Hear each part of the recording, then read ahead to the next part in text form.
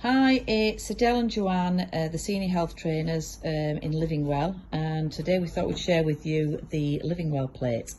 So this is the Living Well plate on a larger scale. So running through with you, the green section is fruit and vegetables, which you can see on there, and going down to your red section, that would be meat and fish, a protein section. Along to your yellow, this is foods containing fats and sugars, so those are cakes on there. And your blue section is milk and dairy. And onto your orange section, this would be your bread and other cereals, so that would be your carbohydrates.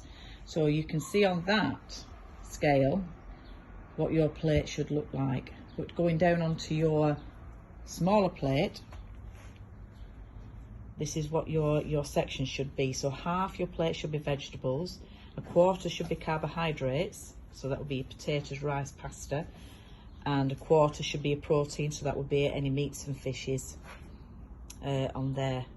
And then your vegetable plate should be an array of colours, so lots of different colours like a rainbow, to get the best out of them. Okay, just to show you, give you a visual of the sugars in certain foods.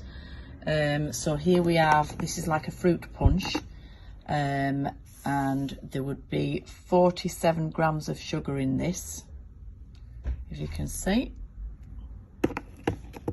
And here we've got your fruit drinks, like your fruit shoots and things like that. A lot of sugar, a lot of sugar. And the red labels is obviously the amount that's in it. There's quite a lot in that. A snack cake, so a piece of cake, you're looking at 14 grams of sugar. And these are all your refined sugars, where we've got like your peach. This is a natural peach, one small one, and this is a natural sugars, but there is still 14 grams in there.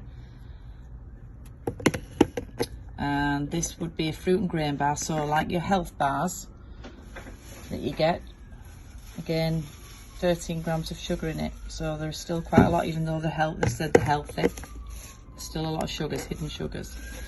Okay, going on to this is ice cream, and this would be half a cup, so seeing how much there is quite a lot in there. And on this one, these are like your animal crackers, so the small biscuits for children with bits of chocolate on top. And again, 7 grams of sugar, and that's in an ounce. So still quite a lot of sweetness, sugars in these. This is your milk chocolate bar. 22 grams of sugar in your chocolate bar. So again, quite a lot. And this is your chocolate chip cookies, and that would be 3 cookies, the amount of sugar that's in 3 cookies. And last but not least is your sweetened cereal, so like your Cocoa Pops, your Crunchy Nut cornflakes, and that is in half a cup, 1 cup, and that's how much sugar's in it. That's without anything that you add on as well, so quite a lot of sugar. Okay, after looking at your sugars, we're now going on to your fats. So if we have a look at this one, this is chicken breast cooked. So as you can see, there's no saturated fat in that. So, and this one now, this is butter, 1 tablespoon of butter. And so you can see the white bit is your saturated fat on the bottom. That's the bit that makes the arteries plaque up and harden. Okay, so this is cheddar cheese, and that is an ounce. So again, you can see there's saturated fat in that. And on this one, again, that's a chocolate bar, so quite a lot of saturated fat in that compared to normal. And this is, I think, one of the biggest ones. This is a croissant, so there is a lot of saturated fat in that.